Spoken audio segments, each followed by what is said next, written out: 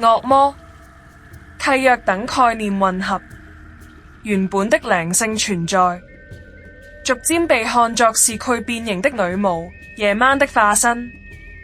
於是，女性形象的嘅尼瓦拉、拿瓦拉開始出現。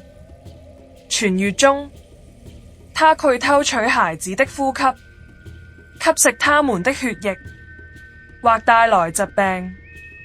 對當時的人來說，這不只是一個怪物，而是一種社區恐懼的象徵，對未知、對失控、對命運的恐懼。昔日的守護者變成了黑夜的獵者，拿瓦拉的陰影在人們的夢境與現實之間蔓延。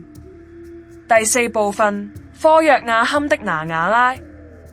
現在，讓我們來到1880年至1920年的喬約瓦干，這裡依然保留着殖民時代的氣息，靜默、古老，卻又鄰近喧囂的首都。